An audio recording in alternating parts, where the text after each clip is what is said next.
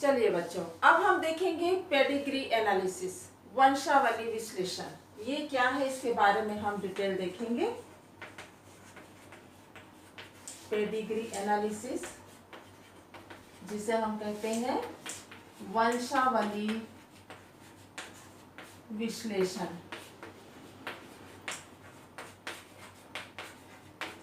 जैसे नाम में ही आप देख रहे हैं वंशावली विश्लेषण, यानी वंश का विश्लेषण किया जाता है इसमें।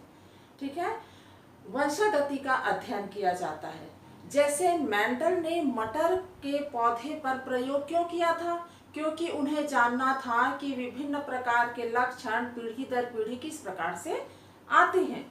उन्हें लक्षणों का जानना था कि वो किस प्रकार से आ रहे हैं, क्यों आ रहे हैं। फिर उन्होंने सिद्धांत बताया, प्रभावी जीन के बारे में बताया, अप्रभावी जीन के बारे में बताया।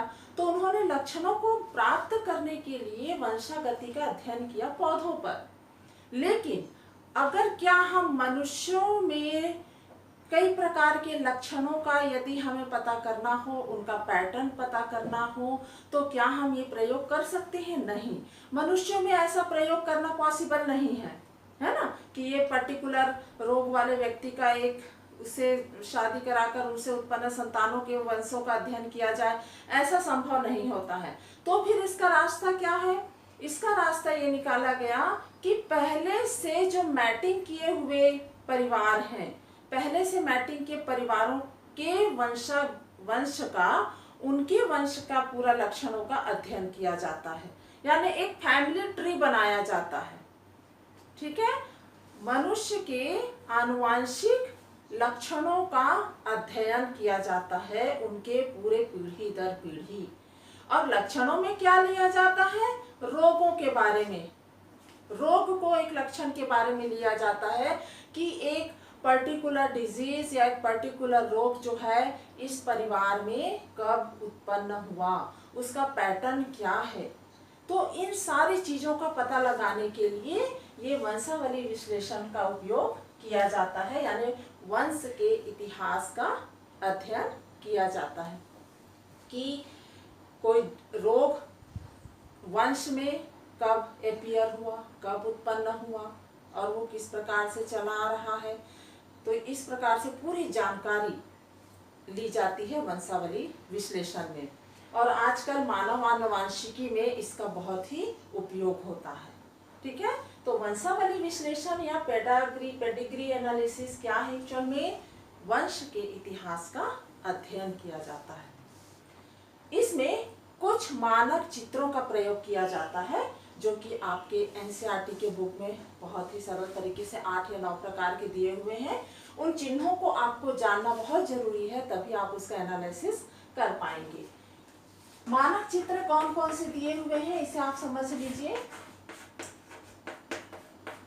मानक चित्र में एक स्क्वायर जो दिया रहता है वो रहता है मेल का,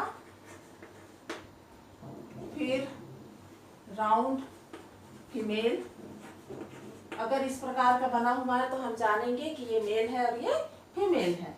फिर इस प्रकार से स्ट्रक्चर है, इसका मतलब ये है कि इसमें लिंग का उल्लेख नहीं है। कोई व्यक्ति है परंतु मेल है कि फीमेल है इसका उल्लेख नहीं है, सेक्स का उल्लेख नहीं है। फिर अगला जो चित्र दिया हुआ है उसमें आप देखेंगे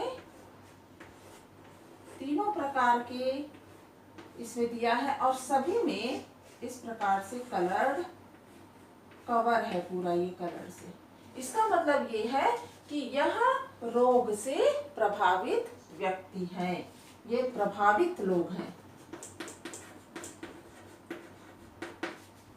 फिर मेल और फीमेल के बीच में अगर एक लाइन इस प्रकार से है, इसका मतलब इन दोनों के बीच में संबंध हो रहा है, इन दोनों के बीच के विवाह को प्रदर्शित करता है, फर्टिलाइजेशन हो रहा है। अगर इन दोनों के बीच में डबल लाइन आता है तो ये माना जाता है कि एक ही परिवार के रिश्तेदारों के बीच का मैटिंग को दर्शाता है। ये रिश्तेदारों के बीच का फर्टिलाइजेशन को ये प्रदर्शित करता है।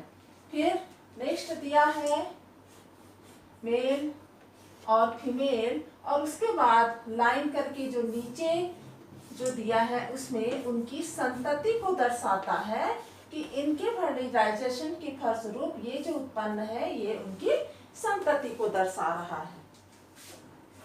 अगर मेल और फीमेल और उनकी जो इस प्रकार से संतति है और ये पूरे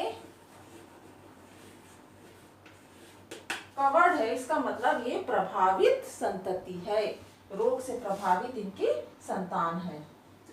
एक और दिया है इस प्रकार से, तो यहाँ पर हमने देखा था यहाँ पर लिंग का उल्लेख नहीं है, तो यहाँ पर ये है कि अगर ये खाली है बॉक्स तो 5 प्रभावहीन यानी रोग नहीं है, 5 उनके संतति हैं जो प्रभावित नहीं है, प्रभावहीन 5 व्यक्ति ये दर्शाता है।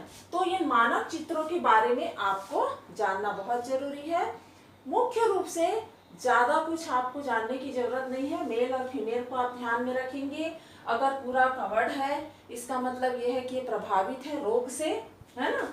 दोनों के बीच में अगर सिंगल लाइन है तो ये दोनों के बीच के फर्टिलाइजेशन को बताता है, दोनों के बीच के मैटिंग को बताता है। ये अगर कभी हाफ आ जाता है तो कभी कभी ये कैरियर को भी दर्शाता है। अगर एक तरफ प्लेन है और एक तरफ डॉट है या कवर्ड है तो ये, हालांकि ये बुक में इसका उल्लेख नहीं है, लेकिन ये कैरियर को भी दर्शाता है। तो इस प्रकार से इन मानक चित्रों का प्रयोग किया जाता है वंशावली विश्लेषण ज्ञात करने में। अब हम देखते हैं कि वंशावली विश्लेषण में कितने प्रकार का विश्लेषण होता है। मुख्य रूप से 4 प्रकार का जेनेटिक डिसऑर्डर। जेनेटिक डिसऑर्डर मतलब जो भी विकार आते हैं लक्षणों के रूप में, बीमारियां जो उत्पन्न होती हैं वो 4 प्रकार से आती हैं। इसको हम जेनेटिक डिसऑर्डर कह सकते हैं। जेनेटिक डिसऑर्डर 4 प्रकार की। पहला जो होता है वो है ऑटोसोमल डोमिनेंट।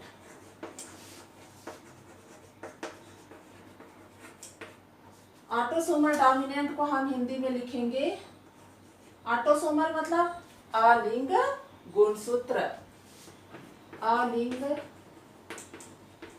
क्रोमोसोम, डोमिनेंट मतलब प्रभावी।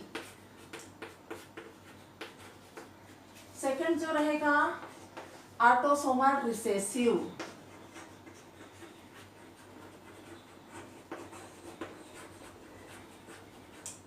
अप्रभावी। ठीक है, अलिंग क्रोमोसोम अप्रभावी। तो ये दोनों ऑटोसोमल रहेंगे, अलिंग गुणसूत्र पर प्रभावी और अप्रभावी। फिर तीसरा रहेगा सेक्स लिंक्ड डोमिनेंट। इसका हिंदी में आएगा आपका लिंग संलग्न प्रभावी, और चौथा इसी का अप्रभावी होगा सेक्स लिंक्ड रिसेसिव। ठीक है, लिंग संलग्न अप्रभावी।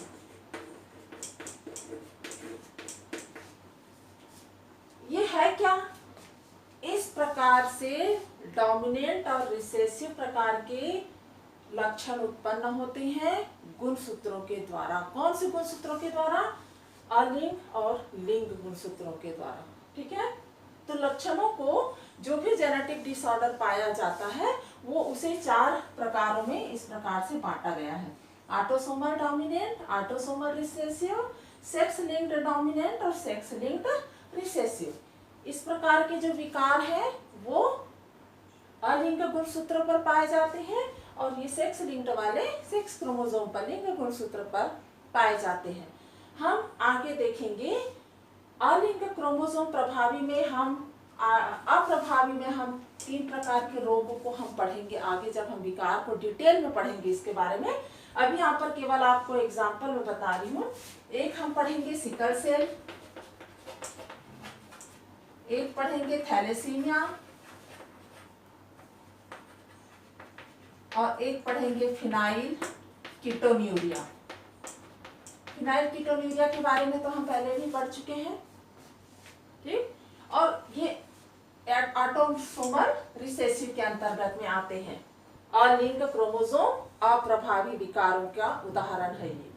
और उसके बाद लिंग सहलग्न प्रभावी और लिंग सहलग्न अप्रभावी में यहाँ पर भी जो उदाहरण हम पढ़ेंगे, रोग पढ़ेंगे, वो है कलर ब्लाइंडनेस, वर्णांधता, कलर ब्लाइंडनेस, और एक पढ़ेंगे हीमोफीलिया। तो ये आप ध्यान में रखेंगे बच्चों कि कलर ब्लाइंडनेस और हीमोफीलिया दोनों सेक्स लिंक्ड रिसेसिव यानी लिंग संलग्न अप्रभावी प्रकार का विकार का उदाहरण है। और सिकल सेल, थैलेसीमिया और फिनाइल कीटोन्यूरिया ऑटोसोमल यानी अलिंग क्रोमोसोम अप्रभावी प्रकार का उदाहरण है, ठीक है। इसका हम पांचों का हम डिटेल में पढ़ेंगे और ये पांचों मेंडली विकार के अंतर्गत आता है, उसको हम डिटेल में पढ़ेंगे। अभी आप पेडाग्री एनालिसिस पढ़ रहे हैं, वंशावली विश्लेषण।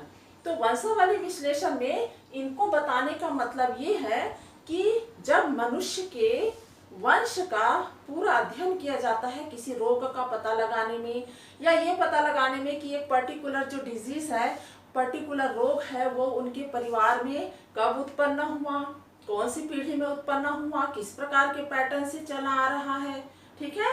तो उसके पता लगाने के लिए ये जेनेटिक डिसऑर्डर का पता लगाई, 4 प्रकार का आपको जेनेटिक डिसऑर्डर पता चलता है कि ये अलिंग क्रोमोसोम प्रभावी है, क्या प्रभावी है, या लिंग संलग्न का प्रभावी या अप्रभावी है। तो ये जानने के लिए 4 प्रकार हैं। अब प्रश्न में अक्सर पूछा जाता है, मानक चित्र दे दिया जाता है ना, चित्र दे दिया जाता है और उसमें ये पूछा जाता है कि उसी से संबंधित प्रश्न पूछा जाता है, वंशावली से संबंधित मानक चित्र के द्वारा। हम उन चित्र को देखकर कैसे पता लगाएंगे कि ये कौन सा है, ठीक है। अभी हमने जो 4 प्रकार पढ़ा उसमें कौन सा है, उसके लिए 2-4 चीजें हम चित्र देख करके जान सकते हैं।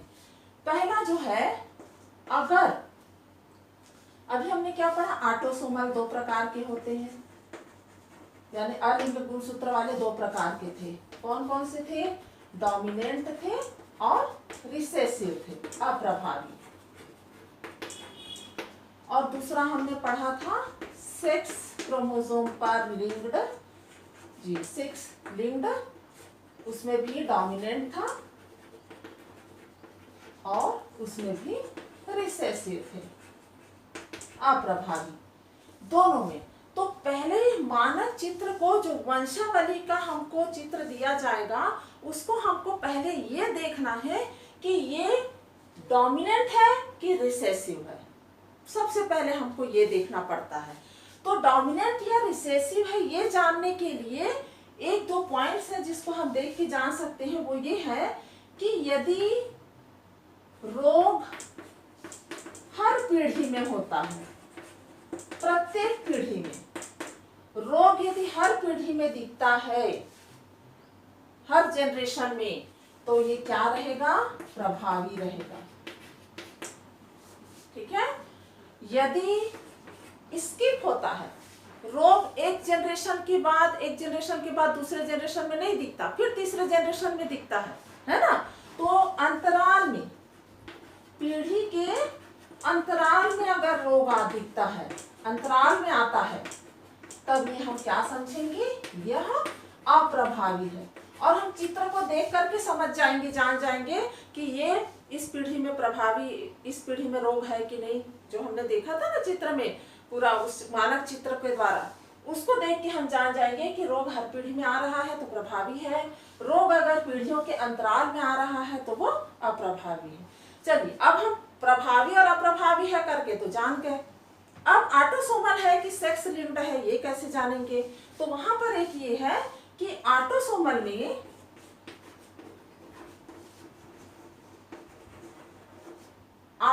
में क्या होता है, जो रोग होता है वो मदर से डॉटर और सन दोनों को जाता है। मदर और फादर से डॉटर को भी और सन को, यानी पुत्र और पुत्री दोनों को होता है। पुत्र पुत्री दोनों प्रभावित हो सकते हैं, दोनों प्रभावित हो सकते हैं। किसमें? ऑटोसोमल में दोनों प्रभावित हो सकते हैं। और सेक्स लिंक्ड वाले में क्या होता है? सेक्स लिंक्ड में हमेशा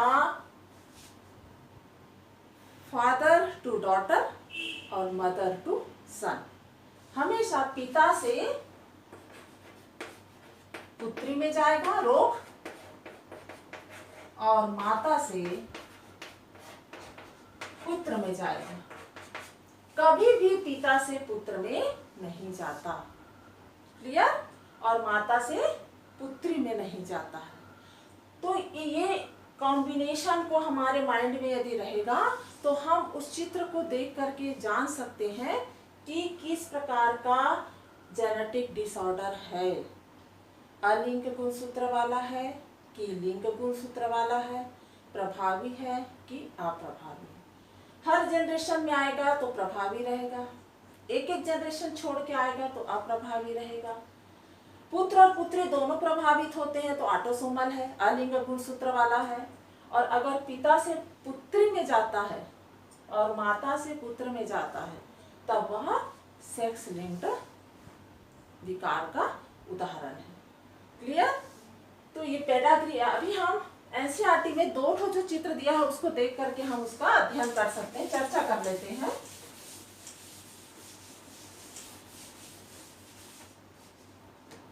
उसमें दिया है एक फीमेल एक मेल, ठीक है, और ये पूरा कवर्ड है, इसका मतलब ये प्रभावित है, रोग से ग्रसित है। उसके बाद इनमें 4 संतानें हैं, एक है लड़की, फिर है लड़का जो कि रोग से ग्रसित है, प्रभावित है, फिर तीसरा लड़का सामान्य है और है एक चौथी भी है डॉटर लड़की, ये भी प्रभावित है। अब इस सामान्य जो लड़का है इसका विवाह एक सामान्य लड़की से होती है, तो इसकी जो संतति दी गई है, यहाँ पर भी 3 संतति दी गई है, आप देखेंगे सामान्य लड़की और सामान्य लड़का। ठीक, यहाँ पर इसका विवाह एक सामान्य लड़के से हुआ है, इसकी संतति दी गई है। यहाँ पर इसके 3 संतान हैं, सामान्य लड़का, एक अफेक्टेड लड़की, प्रभावित लड़की और एक सामान्य लड़का। इस चित्र को, यह चित्र आपके एनसीईआरटी में दिया गया है। अब ये है क्या, किस टाइप का है? ऑटोसोमल है, अलिंग गुणसूत्र वाला है कि लिंग गुणसूत्र वाला है, प्रभावी है क्या प्रभावी है, इसको हम देख के जान सकते हैं। प्रभावी है या अप्रभावी है, उसके लिए हमने क्या देखा था, हर पीढ़ी में यदि आता है तो वो प्रभावी है, एक एक पीढ़ी छोड़ के आता है तो वह अप्रभावी है। यहाँ पर आप देखिए, इस पीढ़ी में भी था, फिर इस पीढ़ी में भी रोग आया और इसके बाद में इसके साथ में इस पीढ़ी में भी रोग आता है। ठीक है, यहाँ से यहाँ, और इसका यानी हर जनरेशन में इसका रोग दिखाई देता है। तो ये क्या है, प्रभावी। ठीक, कैसा प्रभावी है, लिंग क्रोमोसोम का है कि अलिंग क्रोमोसोम का है, ये जानने के लिए हमने क्या देखा था, लिंग गुणसूत्र वाला होगा तो माता से पुत्र में जाता है और पिता से पुत्री में जाता है। ठीक है, सेक्स लिंक्ड क्रोमोसोम में, जबकि अलिंग वाले में माँ, पुत्र और पुत्री दोनों प्रभावित होते हैं। यहाँ पर आप देखेंगे अगर ये माता है तो उसका पुत्र प्रभावित है। ठीक, यहाँ तो ये दिख रहा है, क्लियर है, माता से पुत्र में आया है, लेकिन यहाँ पर आप देखिए कि पुत्र और पुत्री दोनों प्रभावित हैं। पुत्र और पुत्री दोनों प्रभावित है, माता से पुत्री में भी आया है, तो यह अप्रभावित तो हो ही नहीं सकता। ये क्या है? प्रभावी है। ठीक है। और दूसरी बात, अलिंग होगा कि लिंग गुणसूत्र होगा? लिंग गुणसूत्र होने के लिए माता से पुत्र बस में जाना था, पुत्री में नहीं। लेकिन यहाँ दोनों जगह है, पुत्र में भी पुत्री में। और यहाँ पर भी देखिए, ये माता है, इसकी संतान माता से पुत्री में गया है, तो ये लिंग गुणसूत्र का है ही नहीं। तो यह अलिंग प्रभावी का उदाहरण है। अलिंग गुणसूत्र प्रभावी विकार का उदाहरण है। ठीक है। ये एनसीईआरटी के इसमें बुक में आपके दिया हुआ है, और इसका जो उदाहरण दिया गया है मायोटोनिक डिस्ट्रॉफी का उदाहरण है। एक और जस्ट इसी का उल्टा एक और उदाहरण दिया हुआ है, उसे हम देख लेते हैं।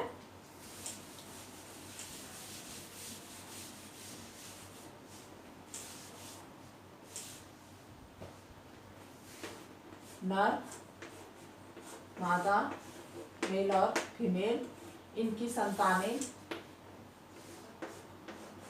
सामान्य पुत्र, प्रभावित पुत्र,